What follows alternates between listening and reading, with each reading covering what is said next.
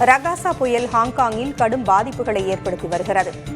கடற்கரையோரம் உள்ள வானுயர்ந்த கட்டடங்களை அலைகள் சீற்றத்துடன் தாக்கும் காட்சிகள் மலைக்க வைப்பதாக உள்ளன.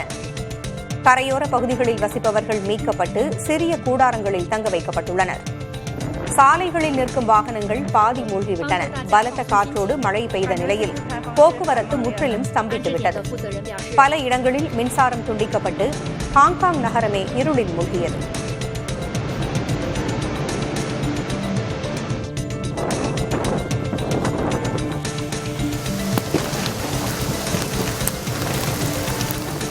ரகாசா புயலால் சீனாவின் குவாங்டாங் மாநிலம் கடுமையாக பாதிக்கப்பட்டிருக்கிறது.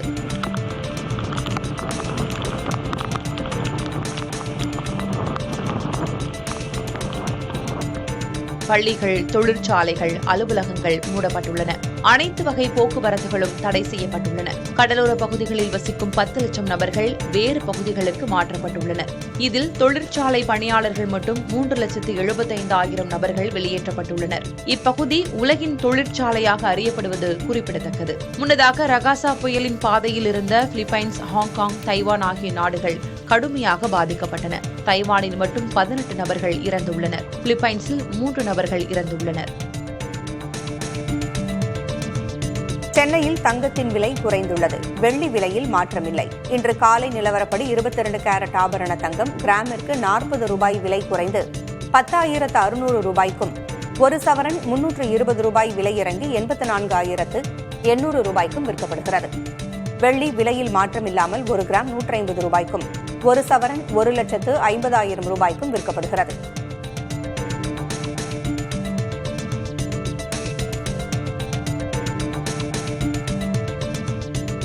காங்கிரஸ் கட்சியில் முக்கிய முடிவுகளை எடுக்கும் உயர் அமைப்பான செயற்குழு பீகார் மாநிலம் பாட்னாவில் நடைபெற்றது. காங்கிரஸ் தலைவர் மல்லிகார்ஜுன் கார்கே, ராகுல் காந்தி, பிரியங்கா காந்தி உள்ளிட்டோர் இதில் பங்கேற்றனர். வாக்கு திருட்டு, அமெரிக்காவின் வரி நெருக்கடி உள்ளிட்டவை குறித்து விவாதிக்கப்பட்டதாக தெரிகிறது. பீகாரில் ஓரிரு மாதங்களில் சட்டப்பேரவைத் தேர்தல் நடைபெறவுள்ள நிலையில் அங்கு செயற்குழு கூட்டம் நடைபெற்றது கவனம் பெறுகிறது. திருநெல்வேலி, சென்னை இடையேயான வந்தே பாரத் ரயில் சேவை இன்று முதல் கூடுதல் பெட்டிகளுடன் இயக்கப்படுகிறது. பயணிகளின் தேவையை கருத்தில் கொண்டு ஏற்கனவே இருந்த 16 பெட்டிகள் தற்போது 20 பெட்டிகளாக அதிகரிக்கப்பட்டுள்ளன. இதன் மூலம் 1440 பயணிகள் கூடுதலாக பயணிக்க முடியும். ஊதா நிறத்தில் இருந்த ரயில் தற்போது காவி மற்றும் சாம்பல் நிறத்தில் புதிய வடிவமைப்புடன் இயக்கப்படுகிறது. கூடுதல் பெட்டிகள் இணைக்கப்பட்டிருப்பது வரவிருக்கும் பண்டிகை காலங்களில் பயணிகளுக்கு பெரும் உதவியாக இருக்கும்.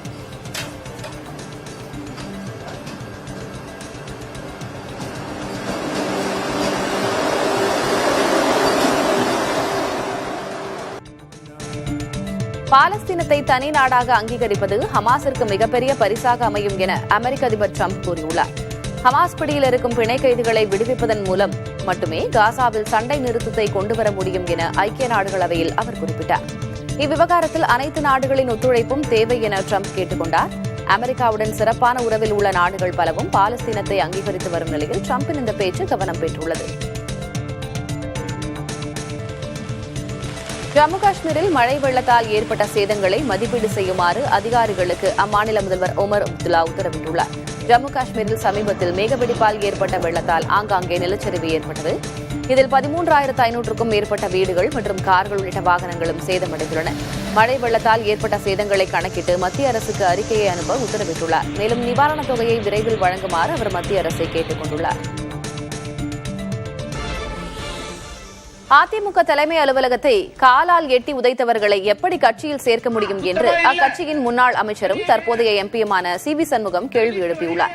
விழுப்புரம் அருகே திருவாமாத்தூரில் திமுக அரசை கண்டித்து நடைபெற்ற தெருமுனை பிரச்சார கூட்டத்தில் பேசிய அவர், ஓ பன்னீர்செல்வம் உள்ளிட்டோரை சேர்க்க வேண்டும் என்று செங்கோட்டையன் உள்ளிட்டோர் வலியுறுத்தி வருவதை கடுமையாக விமர்சித்தார்.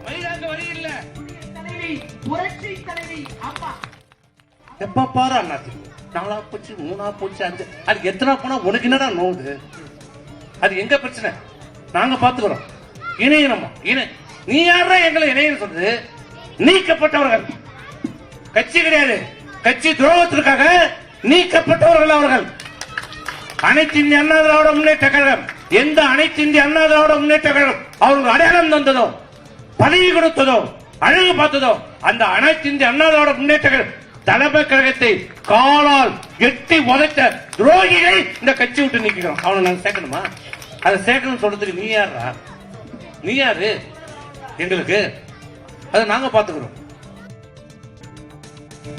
திருவண்ணாமலையில் உள்ள உலக புகழ்பெற்ற அண்ணாமலையார் திருக்கோயிலில் கார்த்திகை தீப திருவிழாவுக்கான பந்தக்கால் நடும் விழா சிறப்பாக நடைபெற்றது. வரும் நவம்பர் மாதம் 24ஆம் தேதி கொடியேற்றத்துடன் தொடங்கும் இந்த திருவிழா 10 நாட்கள் நடைபெற உள்ளது. விழாவின் முக்கிய நிகழ்வான மகாதீபம் டிசம்பர் 3ஆம் தேதி மாலை 2668 அடி உயரமுள்ள அண்ணாமலையார் மலை மீது ஏற்றப்படும்.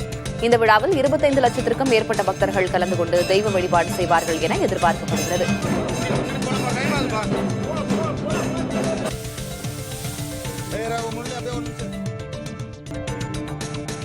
தமிழ்நாட்டு மணல் குவாரி விவகாரத்தில் அமலாக்கத்துறையால் தாக்கல் செய்யப்பட்ட அனைத்து மனுக்களையும் தள்ளுபடி செய்து உச்சநீதிமன்றம் உத்தரவு பிறப்பித்துள்ளது. மணல் குவாரிகளில் முறைகேடு தொடர்பாக தங்கள் மீது அமலாக்கத்துறை பதிவு செய்த வழக்குக்கு எதிராக குவாரி உரிமையாளர்கள் சென்னை உயர்நீதிமன்றத்தில் முறையிட்டிருந்தனர். இதை விசாரித்த உயர்நீதிமன்றம் அமலாக்கத்துறை விசாரணை வரம்புக்குள் மணல் குவாரிகள் வராது என கூறி மணல் குவாரி உரிமையாளர்களுக்கு எதிரான வழக்கை ரத்து செய்தது. இதை எதிர்த்து அமலாக்கத்துறையால் தொடரப்பட்ட மேல்முறையீட்டு வழக்கை விசாரித்த உச்சநீதிமன்றம் முன்பு உயர்நீதிமன்றத்தால் பிறப்பிக்கப்பட்ட உத்தரவில் தங்களால் தலையிட முடியாது என கூறியது. தொடர்ந்து மணல் குவாரிகள் தொடர்பாக அமலாக்கத்துறை தரப்பில் தாக்கல் செய்த மேல்முறையீட்டு மற்றும் இடையீட்டு மனுக்கள் அனைத்தையும் தள்ளுபடி செய்து உத்தரவிட்டது.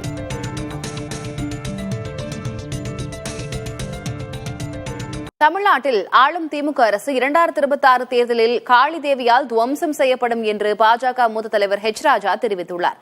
சென்னை மேற்கு மாம்பலத்தில் நவராத்திரி விழாவில் பங்கேற்ற அவர் இவ்வாறு பேசினார். தமிழ்நாட்டில் இருக்கிற ஹிந்து விரோத தீய அரசுக்கு காளி தேவினாலே பயம் வந்துடு. ஏன்னா 26 மே மாதம் காளி இந்த ஊழல் போதை அரசாங்கத்தை துவம்சம் செய்யறத நாம பார்ப்போம். இந்த அரசாங்கம் துவம்சம் செய்யப்படும், மக்கள் சரியான பதிலடி கொடுப்பார்கள் அப்படின்னு நான் என்னுடைய கருத்தை தெரிவிச்சுக்கிறேன். ஒருங்கிணைந்த ஓய்வூதிய திட்டத்தில் இணைவதற்கான மத்திய அரசின் கெடு வரும் 30ஆம் தேதியுடன் நிறைவடைகிறது.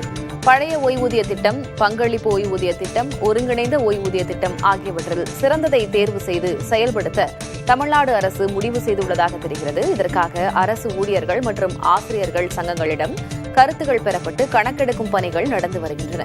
ஒருங்கிணைந்த ஓய்வூதிய திட்டத்தை மாநில அரசுகள் தேர்வு செய்வதற்கான கெடுவும் 30ஆம் தேதியுடன் நிறைவடையும் நிலையில் இதுவரை இதில் தமிழ்நாடு அரசு முடிவு செய்யாமல் இருப்பது பல்வேறு கேள்விகளை எழுப்பியுள்ளது.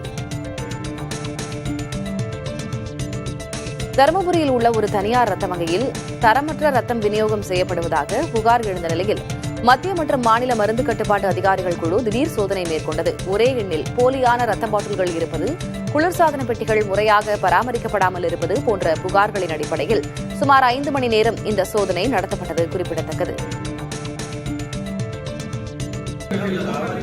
வட மாநிலங்களில் தசரா பண்டிகை காலத்தில் நடைபெறும் கர்பா நடன கொண்டாட்ட நிகழ்ச்சிகளில் இந்துக்கள் அல்லாதோரை அனுமதிக்கக்கூடாது என்று விஸ்வ இந்து பரிஷத் அமைப்பின் தேசிய செய்தி தொடர்பாளர் ஸ்ரீ ராஜ் நாயர் கூறியுள்ளார். கர்பா நடன நிகழ்ச்சிகளில் பங்கேற்பதை இஸ்லாமியர்கள் தவிர்க்க வேண்டும் என்று சத்தீஸ்கர் வக்ஃப் வாரிய தலைவர் சலீம் ராஜ் கூறியுள்ளார். கர்பா நடனங்களில் பிற மதத்தவர் பங்கேற்பது இந்துக்களின் மத உணர்வுகளை புண்படுத்துவதாக இருவருமே கூறியுள்ளனர். இந்த கருத்தை காங்கிரஸ், உத்தவ் தாக்கரே, சிவசேனா உள்ளிட்ட கட்சிகள் விமர்சித்துள்ளன.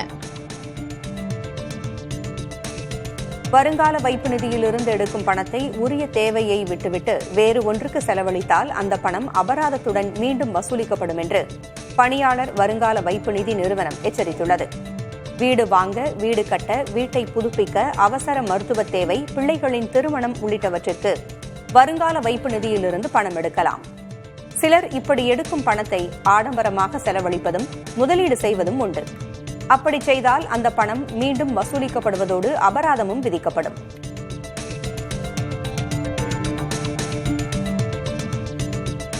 காஞ்சிபுரம் மாவட்டம் ஸ்ரீபெரும்புதூர் அருகே உள்ள படப்பையில் 26 கோடி ரூபாய் மதிப்பில் கட்டப்பட்ட புதிய மேம்பாலத்தில் விரிசல் ஏற்பட்டிருப்பதால் பரபரப்பு ஏற்பட்டுள்ளது. 3 மாதங்களுக்கு முன்பு திறக்கப்பட்ட இந்த மேம்பாலத்தில் சில இடங்களில் சிமெண்ட் காரைகள் பெயர்ந்து இரும்பு கம்பிகளும் வெளியே தெரிகின்றன. தரமற்ற முறையில் கட்டப்பட்டதால் இந்த சேதம் ஏற்பட்டிருப்பதாக பொதுமக்கள் குற்றஞ்சாட்டுகின்றனர். தஞ்சை மாவட்டம் திருவையாறு அருகே அரசு மதுபான பாட்டில்கள் சட்டவிரோதமாக விற்பனை செய்யப்படுவதாக கூறி பொதுமக்கள் சாலை மறியல் போராட்டத்தில் ஈடுபட்டனர். திருப்பந்துருத்தியில் உள்ள சினிமா கொட்டகை தெருவில் டாஸ்மாக் கடை 24 மணி நேரமும் செயல்படுவதாக கூறப்படுகிறது. இதனால் பள்ளி செல்லும் மாணவிகள் மற்றும் பெண்கள் பாதிக்கப்படுவதாக கூறி கிராம மக்கள் போராட்டத்தில் ஈடுபட்டனர். மேலும் ஆட்சியர் தலையிட்டு சட்டவிரோத மது விற்பனையை தடுக்க நடவடிக்கை எடுக்க வேண்டும் என கோரிக்கை விடுத்துள்ளனர். திருவாரூர் மாவட்டத்தில் பருத்தி சாகுபடியில் கடும் இழப்பு ஏற்பட்டதால் விவசாயிகள் விரக்தியடைந்துள்ளனர். பருத்தி விதைத்த பிறகு பெய்த கனமழை, அறுவடையின் போது விலை குறைவு என இரட்டை அடி வாங்கிய விவசாயிகள் பருத்தியை தீயிட்டு எரித்தனர். ஒரு ஏக்கருக்கு 30,000 ரூபாய் வரை செலவு செய்தும் லாபம் இல்லாததால் மன்னார்குடி, கோட்டூர், விக்கிரபாண்டியன் உள்ளிட்ட பகுதிகளில் விவசாயிகள் இந்த போராட்டத்தை நடத்தினர். அதில் பாதிக்கப்பட்ட விவசாயிகளுக்கு அரசு உடனடியாக பயிர் காப்பீட்டுத் தொகையை வழங்க வேண்டும் என கோரிக்கை வைத்துள்ளனர். மக்களுக்கு சுமை என்று தெரிந்தும் ஜிஎஸ்டியை மத்திய அரசு கொண்டு வந்தது ஏன் என நாம் தமிழர் கட்சியின் தலைமை ஒருங்கிணைப்பாளர் சீமான் கேள்வி எழுப்பியுள்ளார். மக்களுக்கு இந்த வரி சுமையா இருக்கு, கஷ்டமா இருக்கு. எப்ப விதிச்சீங்க? எவ்வளவு காலத்துக்கு முன்னாடி விதிச்சீங்க? அப்ப இருந்த சுமையா இருக்கு. சுமையா இருக்குன்னு தெரிஞ்சல, இவ்வளவு காலம் அந்த சுமையை சுமந்துட்டாங்கல்ல மக்கள். இது இந்த சுமையா இருக்குன்னு கூட தெரியாம வரி விதிச்ச நீங்க என்ன? நீங்க ஆட்சியாளர்?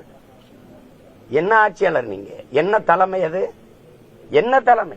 தன் நாட்டு குடிகளுக்கு இது எவ்வளவு, இது நன்மை பயக்குமா, தீமை பயக்குமா, இது எளிதா இருக்குமா, இது பெரும் சுமையா இருக்குமா, அது வளர்ச்சிக்கு உதவுமா, இல்ல வீழ்ச்சிக்கு தள்ளிருமா, இது கூட தெரியாத அதிகாரத்துக்கு எப்படி வந்தீங்க நீங்க? சேவிதிக்கிறது அப்புறம் குறைக்கிறது அப்படின்னா நீங்க தோல்வியை ஒத்துக்கிறீங்க, பொது மன்னிப்பு கேளுங்க. தெரியாம பண்ணிட்டோம், உங்களுக்கு ரொம்ப சுமையாயிருச்சு, அது செய்யுமா?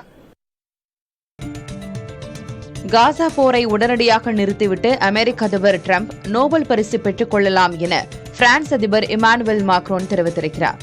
நியூயார்க்கில் செய்தியாளர்களை சந்தித்த அவர், போரை முடிவுக்கு கொண்டுவர இஸ்ரேலுக்கு அழுத்தம் கொடுக்கும் அதிகாரமும் முழு உரிமையும் டிரம்பிற்கு மட்டுமே இருப்பதாக குறிப்பிட்டார். காசாவை தாக்க ஆயுதங்கள் வழங்குவதை நிறுத்திவிட்டு அமைதிக்கு வழிவகுத்தால் உண்மையிலேயே அமைதிக்கான நோபல் பரிசை டிரம்ப் கேட்கலாம் என்றும் மாக்ரோன் தெரிவித்திருக்கிறார்.